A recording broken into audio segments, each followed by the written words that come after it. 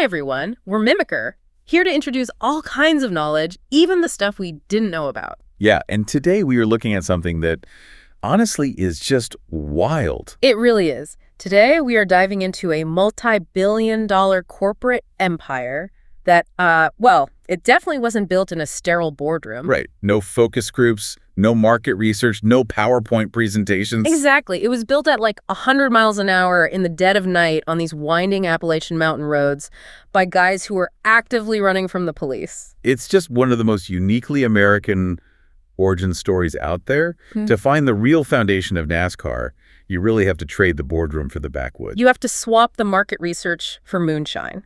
Okay, let's unpack this, because our mission today for you, the listener, is to explore this ultimate contradiction. Yeah, a massive contradiction. We're looking at a stack of sources titled From Contraband to the Cup, The Renegade Roots and Corporate Rise of NASCAR. And it details how this grassroots, lawless hustle of running illegal liquor transformed into this massive, meticulously choreographed corporate machine. And even more fascinating, we're going to see how that very evolution has triggered a massive identity crisis for the sport today. So to understand where they are now, we really have to start with the literal outlaw DNA. We do. We have to go back to the Prohibition era and even the decades right after it. Down in the mountains of Appalachia, making high-proof corn whiskey, moonshine, was a highly lucrative cottage industry. Right. Families had been doing it for generations. Yeah, exactly. But distilling the liquor was only half the battle. If you wanted to actually get paid, you had to get the product to the cities. And you had to do it without getting caught by the federal revenuers. Yeah. The agents tasked with hunting down these untaxed bootleggers. Yeah, so this wasn't a casual Sunday drive. This was a high-stakes transport operation across treacherous, unpaved mountain roads. And that desperate necessity, it literally birthed the very first generation of NASCAR engineers and drivers. It did. In places like Wilkes County, North Carolina, and Dawsonville, Georgia, these guys would take unassuming, modest cars, like a standard Ford coupe, and just modify them to the absolute mechanical limit. Like ripping out the interiors, right? Yeah, they would rip out the passenger seats to make room for hundreds of gallons of liquor. They would reinforce the heavy-duty suspension, too. Oh, because if the back end of the car visibly sagged under all that weight, it's a dead giveaway to the cops. Exactly. And most importantly, they would completely rebuild the V8 engines to generate just terrifying amounts of horsepower. They were basically building street-legal tanks that could outrun anything the local sheriff was driving. Pretty much. And what I love about this is that they weren't doing this for trophies. There was no glory in it. It was purely about survival and freedom. Right. But of course, human nature takes over. Oh, yeah, imagine a crew of real-world getaway drivers. Guys who spend all week risking federal prison. And then on their weekends off, they decide to get together in a dirt field just to see who actually built the fastest machine. That is precisely how organized stock car racing began. On their downtime, they naturally gravitated toward competition. They wanted to see whose mechanical ingenuity was superior. And in whose nerves were the steadiest. Right. Out of that clandestine world, you get the foundational legends of the sport. Junior Johnson, who was one of Wilkes County's most prolific bootleggers, used the exact same skills he learned running from the law to become a racing Hall of Famer. Wow. Yeah, guys like Lloyd C. and Red Byron. Byron actually won NASCAR's very first sanctioned race in 1948.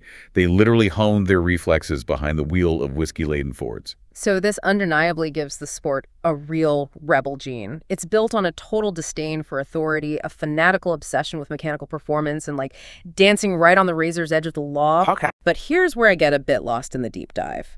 A bunch of outlaws racing in dusty fields on a Sunday afternoon doesn't magically turn into a billion-dollar television broadcast empire. Somebody had to come in and wrangle this chaos. And that brings us to a man named Bill France Sr., universally known as Big Bill. Big Bill. Yeah, he was a mechanic and a racer himself who had relocated down to Daytona Beach, Florida. When Big Bill looked at the racing scene in the 1940s, he saw incredible potential. But it was completely dysfunctional. Because of the promoters, right? Exactly. The biggest issue was the promoters. A local promoter would advertise a race, collect all the gate receipts from the thousands of fans who showed up, and then... To just bail. Yeah, while the drivers were still out on the track covered in dirt, risking their lives, that promoter would literally run off into the night with all the cash. Leaving the drivers with empty pockets, blown engines, and burnt rubber. That is brutal. It was completely unsustainable. Big Bill wanted to stop the bleeding. He realized that if these outlaws wanted to make real money, they needed structure. So he steps in. Right. In December of 1947, he called a meeting at the Streamline Hotel in Daytona Beach. He brought together the top drivers, the best mechanics, and the few honest promoters he could find. And his pitch was basically, we need a unified set of rules. Yes, a single unified set of rules and a governing body that guarantees drivers actually get paid at the end of the day. A few months later, NASCAR was officially incorporated. But he wasn't just trying to create a fair playing field. I mean, he was building an absolute empire. Big Bill personally oversaw the construction of Daytona International Speedway and Talladega Superspeedway. Huge facilities. Yeah, these massive, intimidating, high-banked cathedrals of speed that were completely unprecedented at the time. What's fascinating here is that France Sr. encoded NASCAR with a very specific commercial philosophy right from day one. Oh, you mean the entertainment aspect? Exactly. He never, ever intended for NASCAR to be a pure athletic competition in the traditional sense.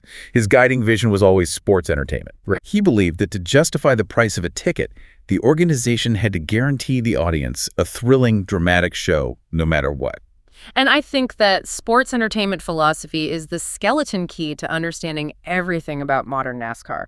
Because they don't just sit back, drop the green flag, and hope a good race organically happens. No, they don't leave it to chance. They actively engineer the rule book and the physical cars to guarantee high-stakes drama.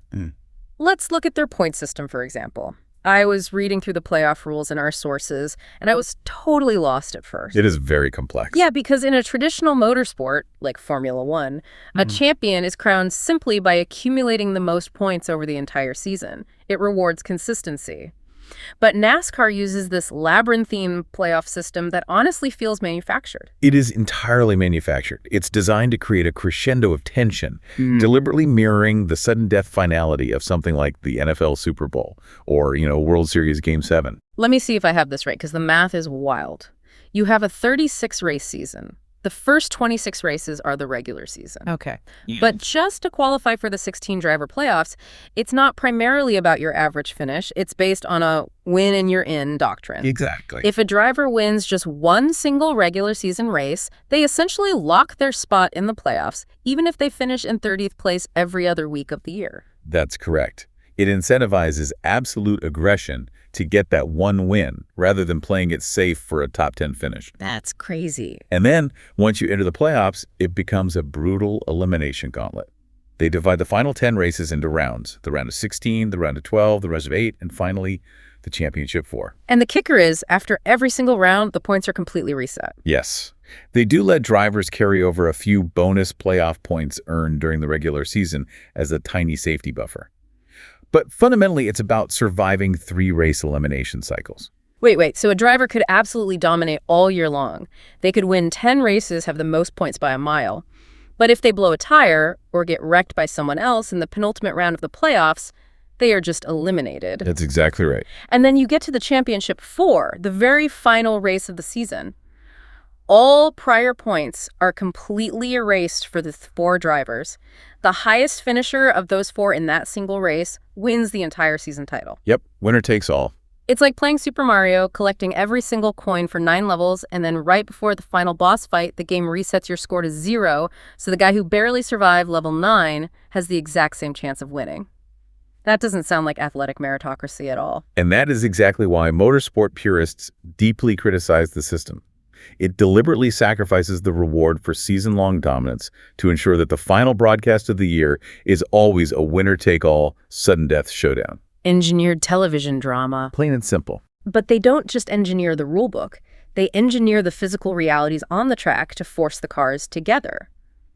Let's talk about the aerodynamics on those massive superspeedways Big Bill built. The fluid dynamics. Yeah, you're dealing with fluid dynamics at 200 miles per hour. The defining characteristic of these races is drafting. Right, which is crucial to understand. When a lead car is pushing through the air at 200 miles per hour, it takes a massive amount of horsepower to overcome that aerodynamic drag. To put it simply for you guys listening, imagine running closely behind a massive semi-truck on the highway. That truck punches a huge hole in the air, creating a low-pressure vacuum right behind it. A slipstream. Exactly. If you step into that vacuum, there's suddenly no wind resistance. You're being pulled along almost for free. That's the draft. The trailing car uses that vacuum to speed up, save fuel, and harvest momentum for the slingshots. The slingshot maneuver, yeah. Where they suddenly pull out of the vacuum to catapult past the leader. But there is a dark side to this aerodynamic warfare, which is dirty air. While the air directly behind the leader is a smooth vacuum, the air coming off the sides and the rear spoiler of the lead car is a wake of violent, chaotic turbulence. Like the wake of a boat. Exactly. Yeah. If a trailing car tries to pass but gets caught in that turbulent wake, they lose all the aerodynamic pressure pushing down on the front of their car. They lose their grip on the track and become incredibly difficult to control. So for years, the leader could just use that dirty air as a weapon to keep anyone from passing them. Just blocking them with invisible turbulence. And NASCAR knows that watching a single car pull away by 30 seconds, untouchable because of dirty air, is terrible television. So how do they fix it? First, they use the rules. The stages. Right. They literally divide every race into 3 designated stages. At the end of the first 2 stages, they throw a mandated yellow caution flag. Which halts everything. It halts the race pace, allows everyone to change tires, and forcibly packs all the cars right back together, totally erasing any lead someone might have built up. And purists often complain about the so-called phantom caution. Oh, yeah. Where they suspect race control will throw a yellow flag for a microscopic, invisible piece of debris just to cure a boring race and bunch the pack up again. It's a common conspiracy theory among fans, but it speaks to that underlying sports entertainment mandate. Furthermore, they address the dirty air problem mechanically. In 2022, they introduced the 7th generation car, known as the next-gen car. And looking at the specs in our sources, this car was a massive departure from the past. It uses a 5-speed sequential transaxle and independent rear suspension, which modernizes it. But the biggest change was the body shape, right? Precisely. They mandated perfectly symmetrical composite bodies. For decades, teams were secretly and physically warping the right side of the cars so they looked like twisted bananas. Twisted bananas? Yeah, literally, just to catch more air in the high-speed turns. But that twisted shape created massive, disruptive wakes of dirty air. Now, the cars are physically identical on both sides, which makes the airflow much more predictable. So it prevents the leader from creating such a massive, disruptive wake. Exactly. It curbs the multi-million-dollar wind tunnel arms race among the top teams and forces the drivers to battle it out on raw skill. But here's the brutal reality of manufacturing this product. When you successfully engineer cars to run bumper to bumper, inches apart at 200 miles per hour purely for entertainment, you inevitably create catastrophic risks. Right. And that reality violently shattered the sport at the dawn of the 21st century. We have to talk about 2001. NASCAR was arguably at the absolute peak of its mainstream cultural and commercial power. And then came the Daytona 500, the crown jewel of the schedule. Yeah. On the very final lap of the race, Dale Earnhardt Sr., universally known as the Intimidator, the biggest, most recognizable, most iconic figure in the sport, was involved in what looked like a fairly routine collision with the outside wall. I remember watching the replays. On the broadcast, it really didn't look that severe. The car didn't flip. There was no massive fireball, but the impact killed him instantly. It was devastating. And what makes this tragedy so profoundly devastating and honestly infuriating is that Earnhardt wasn't the first. In the 12 months prior to his death, 3 other drivers in NASCAR's National Touring Series had all died. Adam Petty, Kenny Irwin Jr., and Tony Roper. Right, and they all died from the exact same injury, a basilar skull fracture. 4 drivers in a single year. How does a sport with hundreds of millions of dollars just let that happen? Well, the source material points directly back to that bootlegging heritage. That outlawed DNA we talked about created a pervasive, toxic, tough guy culture in the garage. Extra safety gear was seen as a sign of weakness. You were supposed to just grit your teeth and drive. And Dale Earnhardt himself actively embodied that culture. He did. The tragic irony here is immense. Just 3 days before he died, Earnhardt was hanging out in the garage with a fellow driver, Dale Jarrett. Jarrett had recently started wearing a new revolutionary piece of safety gear called the Hands Device Head and Neck Support. And Earnhardt mocked him for it, right? He literally mocked him. He asked Jarrett, "Are you wearing this because you're afraid of dying?" Earnhardt refused to wear it, believing it would restrict his movement and dampen his tactile feel for the car. Which is horrifying when you understand the biomechanics of what was actually happening in these crashes. In a frontal impact at 180 miles an hour, your torso is securely pinned to the aluminum seat by a heavy 5-point harness. Right. But your head is totally unrestrained, and it has a heavy 3-pound helmet strapped to it. If we connect this to the bigger picture, when the car abruptly stops against a concrete wall, your body stops.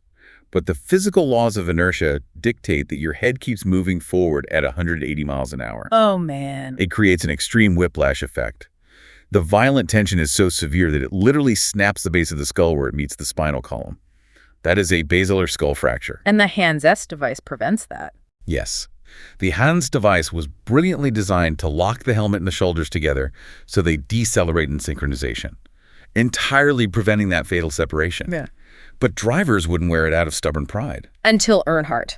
When the most indestructible, mythical icon of the sport died from a completely preventable injury on national television, all arguments for toughness vanished overnight. They had to. NASCAR was forced to abandon grit and fully aggressively embrace science. The overhaul was absolute. They immediately mandated the Hans device for every driver. Then they completely reimagined the infrastructure of the tracks themselves. The walls, right. Yeah, they spent millions, roughly $500 per foot, to install safer barriers on every single outside wall. Traditional concrete walls are unforgiving. They transfer 100% of the kinetic energy from a crash directly back into the car and the driver's body. But the safer barriers are different. Completely. They are steel tubes backed by dense foam pyramids that literally compress and breathe upon impact. They absorb that kinetic energy, drastically reducing the G-forces inflicted on the driver. And they didn't stop there. In 2007, they rolled out the Car of Tomorrow. They completely redesigned the chassis, moving the driver closer to the center of the car, expanding the cockpit, and adding massive crumple zones to absorb catastrophic side impacts. The results speak for themselves. Yeah, the success of this engineering revolution is profound. Since Dale Earnhardt Sr.'s death in February 2001, there has not been a single fatality in any of NASCAR's top-tier national series. It is an incredible triumph of safety engineering, but ironically, this very necessary revolution acted as the catalyst for the sport's current existential crisis. Wait, how does saving lives cause a crisis? Well, the Car of Tomorrow was incredibly safe, yes, but the fans absolutely hated how it looked. They called it boxy, they said it looked like a flying brick, and they complained it stripped the cars of their brand identity. I see. When you combine that sterilized product with the sudden loss of generational irreplaceable icons like Earnhardt, the sport started to hemorrhage its popularity. Let's talk about those icons, because that's crucial. In NASCAR, fans don't just root for a city or a franchise like they do in baseball. They root for royal houses. The sources highlight the great triumvirate of drivers who defined 3 distinct eras of the sport. Right. First, you have Richard Petty, the king, with his 200 wins, his feathered cowboy hat, and his massive sunglasses. He represents the growth phase. He's the guy who took it from a regional southern hobby to a national stage in the 70s. Then you have Dale Earnhardt Sr., who represents the blue-collar peak, driving that menacing black number 3 car. He was aggressive, he was unapologetic, he was combativeness incarnate. He was the absolute hero of the traditional working-class Southern fan. Absolutely. And then comes Jeff Gordon, the Wonder Boy. He arrives in the early 90s, completely changing the demographic. He's from California, not Carolina. He's articulate, he's media savvy, and he's backed by massive, polished corporate sponsors like DuPont. A huge shift. Yeah, he represents the mainstream corporate shift. And the fierce, bitter clash between Earnhardt's Old South grit and Gordon's New America polish is what drove the television ratings to record highs. But when you build an entire sports league on dynastic loyalty, where fans are fiercely loyal to the House of Petty or the House of Earnhardt, losing those patriarchs to retirement or tragedy leaves a massive vacuum. That makes sense. And the modern drivers, many of whom came up through wealthy development programs rather than turning wrenches on dirt tracks, haven't been able to fill that void. And the viewership collapse is stark. How bad is it? When looking at the data we collect, the recession is severe. For example, a playoff race in New Hampshire in September 2025 drew a record low 1.29 million viewers, a 31% plummet. Wow. And that brings us to the cultural core of this deep dive, the identity trap. Now, to understand this next part, we have to look objectively at the cultural and political friction happening in the stands and in the boardrooms. It's unavoidable. Right. And just to be completely clear to our listeners, We aren't taking a stance on the politics here at all. We are simply imparting the analysis from the source material regarding NASCAR's cultural shift. Exactly. Because for decades, NASCAR was deeply, inextricably tied to a very specific regional identity. By the early 2000s, political analysts were using the term NASCAR Nation as shorthand to describe a rural, predominantly white, conservative Southern demographic. That was the bedrock of their early success. The sources described NASCAR's image at the time as hyper-white and neo-Confederate. But the leadership in Daytona realized that while that demographic was fiercely loyal, it was a ceiling for global growth. To attract massive Fortune 500 global sponsors and a younger, diverse digital native audience, they had to shed that exclusionary image. They had to modernize culturally, just like they had modernized mechanically. Exactly. So they made massive, highly publicized pivots. They officially banned the display of the Confederate flag at all tracks and properties, a flag that had been an absolute staple in the infields for decades. This huge move. Yeah, and they also highly publicized their support for Bubba Wallace, the only black driver at the top level of the sport, and openly supported the Black Lives Matter movement during the 2020 season. And as the source analysis details, these corporate moves inevitably triggered a fierce, vocal backlash from their traditional core fan base. Many rural Southern fans felt the sport was completely turning its back on its roots to appease Wall Street. There was real anger. You even saw the "Let's Go Brandon" political slogan originate right there in the stands during a live broadcast at a NASCAR track, which is a direct, visceral manifestation of this cultural friction between the traditional fans and the modernized broadcast. This raises the ultimate question. Can a sport survive when it's caught in this kind of trap? Because right now, NASCAR is stuck right in the middle. They are. They deliberately diluted their authentic Southern outlaw spirit to chase the global corporate market and sanitize their image. But in doing so, they've deeply alienated their veteran fans without fully capturing that new, diverse, younger generation they desperately wanted. They are stuck between a moonshiner past and a sterile boardroom future. It is a highly precarious position. You have a combination punch of decline. The complex manufactured playoff rules that annoy purists, the loss of those massive larger-than-life superstars, and the abandonment of traditional heartland tracks to race in major markets like Los Angeles or Chicago. They are searching for a new identity. It really is a fascinating journey to digest, because when you take the time to understand NASCAR, you aren't just looking at cars driving in circles. Not at all. You are watching the friction of American cultural evolution playing out literally at 200 miles per hour. It's the tension between rural tradition and global modernization, between outlaw danger and corporate safety. And I want to leave you with one final thought to ponder as you think about the future of this sport. The source material emphasizes that when you strip away the rules and the sponsors, the absolute soul of NASCAR is the visceral, low-tech, high-torque roar of the V8 engine. That sound is iconic. It's the deafening sound of mechanical rebellion. But the global automotive industry is inevitably pivoting toward silent, efficient electric vehicles. So as the world goes quiet and electric, how will a sport rooted entirely in thunderous, gasoline-fueled defiance survive its very next technological leap? That is a wild thought to leave on. Thanks for tuning into this episode. If you enjoyed our content, don't forget to like, subscribe, share, and turn on the notification bell. See you guys.